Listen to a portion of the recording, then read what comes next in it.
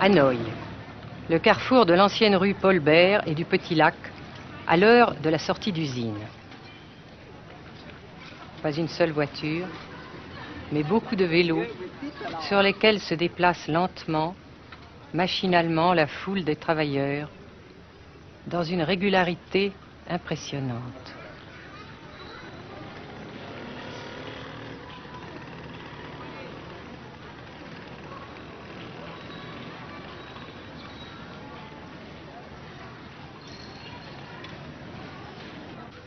La sensation que ce pays est anormal ne nous a pas quittés au Nord-Vietnam. Anormal d'abord parce que toute vie individuelle a disparu au bénéfice d'un effort collectif extraordinaire. Dirigé d'une main de fer à l'intérieur d'un dispositif de sécurité draconien. Anormal ensuite parce que dans ce pays coupé en deux depuis 10 ans, un grand nombre de familles vivent le drame de la rupture qui alimente à sa façon la guerre du Sud. Est-ce que vous pensez, Monsieur le Président, qu'il y a une solution militaire à la guerre du Sud-Vietnam? Non. Parce que vous savez que le peuple Vietnam, c'est un. Et le pays du Vietnam, c'est un. Les Américains ont fait une guerre d'agression, comme qui dit, c'est une guerre non déclarée.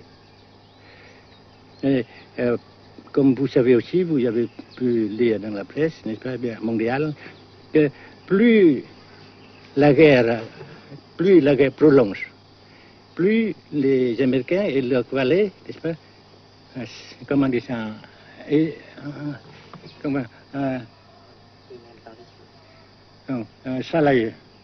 s'enliser, hein? Et plus ils supportent des échecs, comme vous savez récemment, n'est-ce pas? Par conséquent, la guerre ne peut pas durer éternellement. Et je suis très heureux que les politiciens haut placés français ont reconnu cela. Vous pensez que le général de Gaulle pourrait en quelque sorte, à un certain moment, arbitrer le conflit? Arbitrer, qu'est-ce que vous comprenez par le mot arbitraire? Nous ne sommes pas des équipes de football. Hein? Mais au-delà des accords de Genève, si je ne me trompe, une idée du général de Gaulle est la neutralisation de tout le sud-est asiatique. Est-ce que c'est une idée qui vous semble intéressante? Comme j'ai déjà dit quelquefois, c'est une idée intéressante. Mais ça dépend encore de la volonté de ces peuples et la manière comment on procède à réaliser. C'est une grande question, n'est-ce pas? Et je ne peux pas dire que je suis d'accord. Et je ne dis pas que je ne suis pas d'accord, n'est-ce pas? Mais parce que vous dites, par exemple, vous dites fleurs. Fleurs, il y a beaucoup de sortes de fleurs. Il y a des roses, et des blanches, des rouges, etc. Et il y a qui sont bons et d'autres qui ne sont pas bons. Mais on dit fleurs. Monsieur le Président, nous avons constaté avec chagrin qu'au cours de notre voyage au Nord-Vietnam, que l'influence française était devenue à peu près inexistante dans votre pays. Les moins de 25 ans ne comprennent plus du tout le français. Et je me demande si, à votre idée, des rapports peuvent se rétablir tels que la France continue à jouer une sorte de rôle culturel ici. Avec la France surtout et avec tous les autres pays. Nous voulons avoir une coopération amicale, culturelle, économique, etc.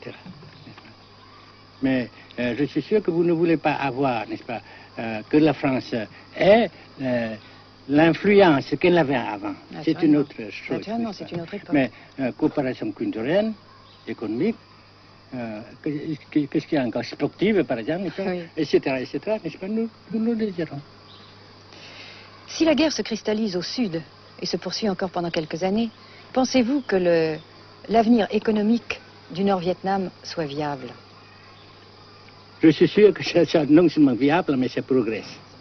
Parce que vous avez vu vous-même, vous avez constaté vous-même qu'ici, nous travaillons beaucoup, notre peuple travaille beaucoup, avec abnégation, n'est-ce pas, et avec dévouement, avec enthousiasme. Et d'un côté, nous travaillons pour, comment dirais-je, pour, principalement, n'est-ce pas, de nos propres forces, de nos propres... Et aussi, nous avons, n'est-ce pas, l'aide fraternelle des pays socialistes, n'est-ce pas. Alors, nous, jusqu'ici et après cela, n'est-ce pas, nous avons déjà réalisé des progrès. Pas très grand comme nous voulons, mais nous avons réalisé des progrès. Et dans l'avenir, nous progressons de même. Mais vous mentionnez là l'aide des pays socialistes. Est-ce que cette aide ne s'est pas trouvée légèrement compromise à la suite du conflit idéologique entre la Russie et la Chine? Non, parce que ces questions, n'est-ce pas, différences idéologiques entre nos différents partis frères, c'est nos affaires intérieures. Ça passera.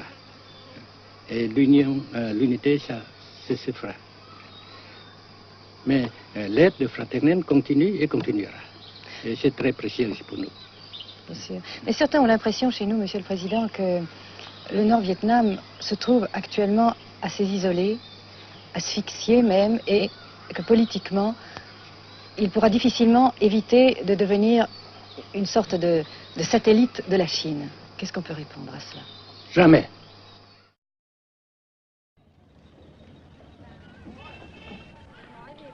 À Hanoï, la vie continue, malgré les alertes, malgré l'évacuation de plus de la moitié des habitants. Les petits magasins de la rue de la Soie sont pour la plupart fermés. Seule la trêve du Tête et ses fêtes de famille devaient redonner pour quelques jours un peu d'animation à la ville, avec la traditionnelle branche de pêcher en fleurs, symbole du nouvel an lunaire et du printemps tonkinois. La trêve, malheureusement, ne fut qu'un espoir déçu.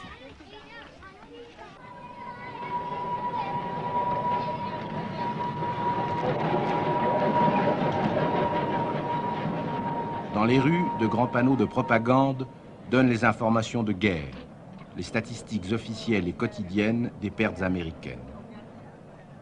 Selon le gouvernement de la République démocratique du Vietnam, 1631 avions américains auraient été abattus au-dessus du Nord-Vietnam.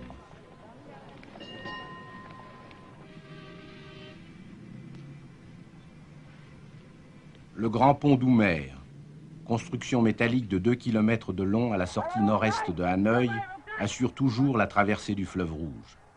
Sa sauvegarde est capitale.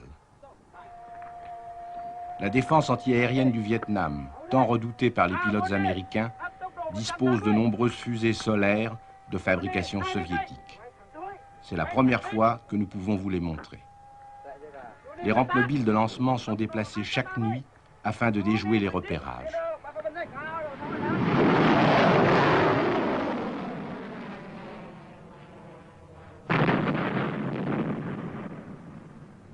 Selon les milieux officiels de Hanoï, 54 avions de l'US Air Force auraient été abattus en 1966 par la seule défense antiaérienne de la capitale.